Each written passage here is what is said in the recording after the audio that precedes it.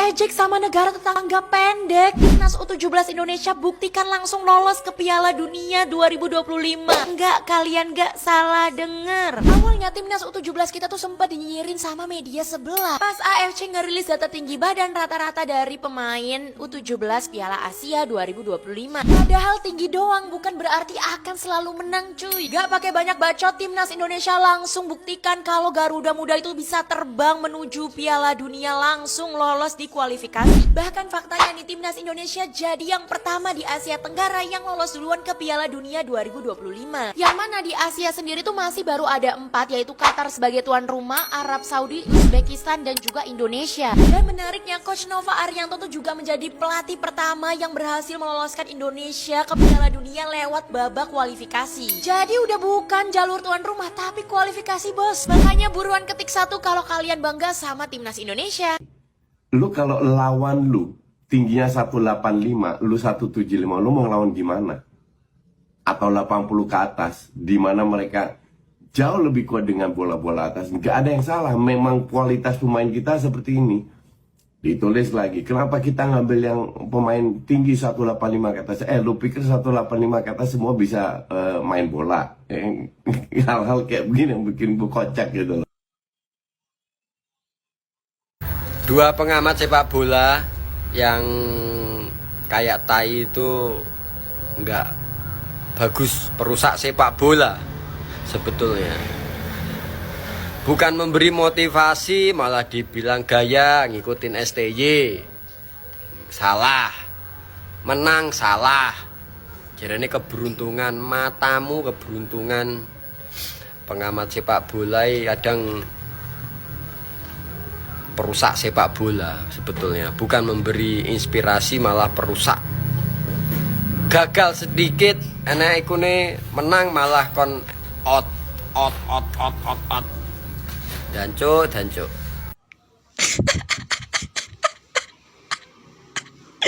Bung Toel ya. Intinya bodo amat, mau menang mau kalah asal jangan Sintayong. Karena Indonesia berhasil mengalahkan Yaman dengan skor 4-1 dan menjadi pemuncak klasmen, maka sudah bisa dipastikan kita lolos ke quarter final Piala Asia 2025. Dan sudah bisa dipastikan juga kita lolos ke Piala Dunia U17 2025 di Qatar. Kalau ngomongin soal aspek taktikal ya, gue tuh paling suka sama Fabio dan Daniel ini. Duo wingback ini tuh bagus gitu mainnya, naik turunnya, composure-nya bagus banget. Dan buat yang kemarin pada ngomongin, wajar kita naturalisasi karena talenta lokal kita kurang. Coba lihat, ini pemain lokal semua loh. Matthew Baker ini tuh ibunya orang Indonesia, paspornya paspor Indonesia loh, bukan naturalisasi. Apresiasi setinggi-tingginya untuk seluruh squad, staf pelatih, dan terutama nih orang nih, Coach Nova berhasil ngebawa kita back to back ke Piala Dunia. Edisi sebelumnya juga kita lolos Piala Dunia karena kita tuan rumah, dan itu pun nggak di Indonesia karena ya ada kasus Kanjuruhan lah kemarin, makanya dialihin ke Argentina ya. Terakhir, selamat untuk timnas Indonesia, semua jajaran staf pelatih dan skuad. Semoga jalannya panjang di Piala Asia ini sampai final. Amin, dan semoga juara juga. Coach Nova kalah lisensi, menang prestasi. Jadi, dalam kepelatihan sepak bola nasional ada 5 tingkatan lisensi pelatih. Lisensi D yang terendah, lisensi C, lisensi B, lisensi A, dan lisensi A Pro AFC. Coach Nova kalau kita lihat di situs transfer market, itu lisensi kepelatihannya masih lisensi A nasional atau lisensi A AFC. Artinya secara tingkatan lisensi kepelatihan Coach Nova masih nomor 2. Masih nomor 2. Banyak pelatih yang memiliki lisensi di atas dia, yang punya lisensi A Pro. Ya, salah satu yang punya lisensi A Pro itu adalah pelatih Indra Safri. Indra Safri adalah salah satu dari sedikit pelatih di sepak bola nasional yang memiliki lisensi A Pro AFC. Jadi kenapa Coach Nova berprestasi di Asia, sementara Coach Indra Safri itu tidak ada prestasinya di Asia? Jawabannya, karena Nova Arianto mendengarkan STY. Kalau kalian nonton podcast Nova Arianto di salah satu channel YouTube, Nova menjelaskan dia sebenarnya mau mengambil lisensi kepelatihan ke luar negeri, tapi dilarang sama Sintayong. Sintayong minta Nova belajar dari dia. Dan apa yang terjadi? Coach Nova mendengarkan STY. Dia belajar taktik, dia belajar kepelatihan fisik. Semua yang dilakukan STY itu dipelajari Nova. Makanya strategi semalam itu kan strategi Sintayong banget. Sementara Coach Indra Safri itu sepertinya enggan untuk mendengarkan Sintayong. Bulan September 2024 itu Sintayong pernah memberi masukan buat Indra Safri memanggil pemain keturunan untuk back timnas U20 di Piala Asia. Nggak didengerin.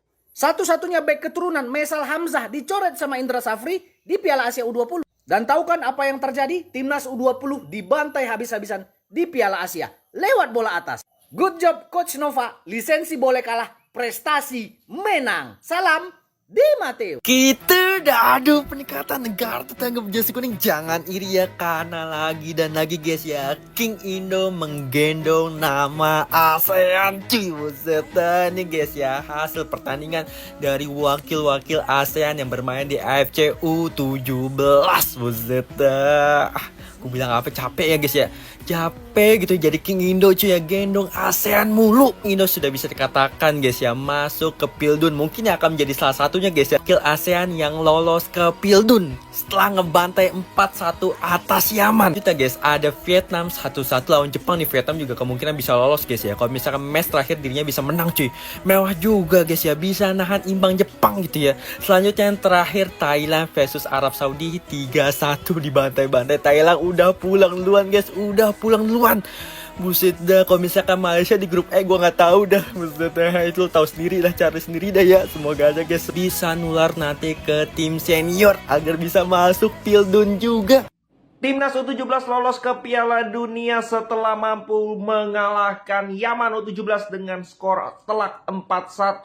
Dan ini pertama kalinya ya, Timnas U17 akan main di Piala Dunia U17 lewat jalur kualifikasi. Kalau kemarin kan jalur tuan rumah. Ini adalah sebuah prestasi yang sangat luar biasa bagi Coach Nova dan juga para pemain, dan kita harus apresiasi hal tersebut sangat amat besar. Dan lawan Yaman kita bisa melihat bahwa babak pertama 2-0 dengan sangat baik, smooth. Abis itu memang ada sedikit struggle. Yaman berapa kali dapat peluang tapi defense kita juga cukup rapi. Ada beberapa kesalahan dari kiper yang mampu untuk bisa di recovery dengan sangat baik. Dan masuk babak kedua sebenarnya di situ agak menurun ya. Agak menurun temponya dan Yaman terus coba untuk melakukan serangan, dapat penalti, itu yang membuat angin segar makin ke mereka. Tapi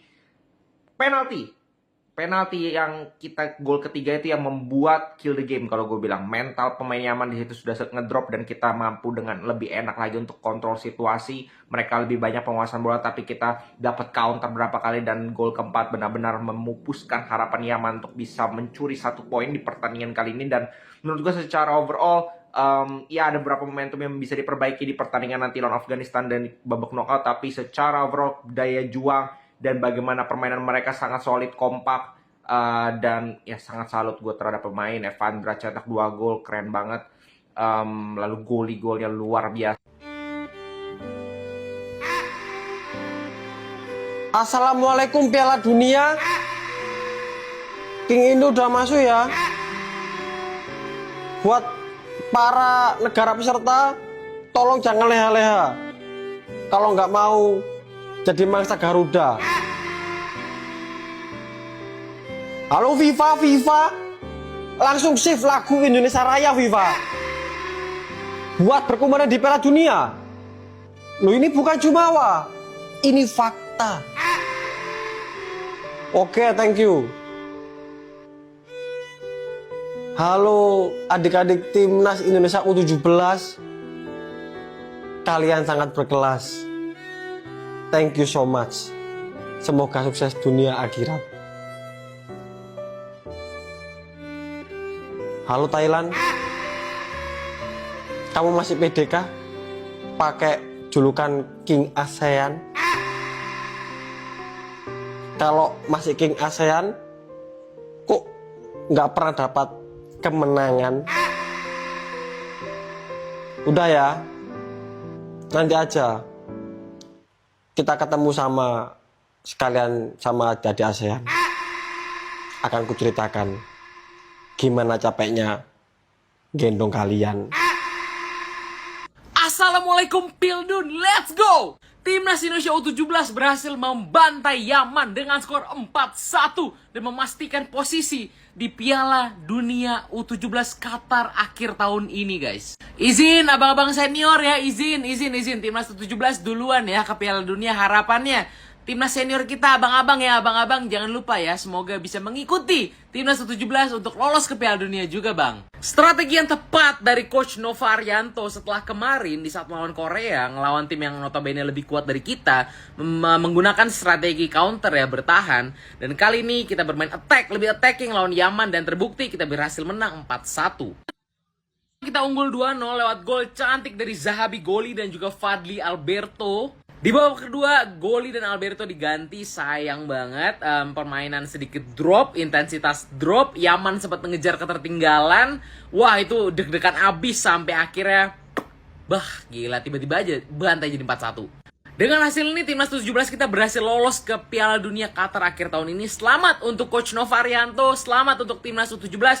Tapi ingat, ini adalah Piala Asia, masih berlanjut guys. Ya, ini bukan kualifikasi, sebenarnya ini adalah Piala Asia.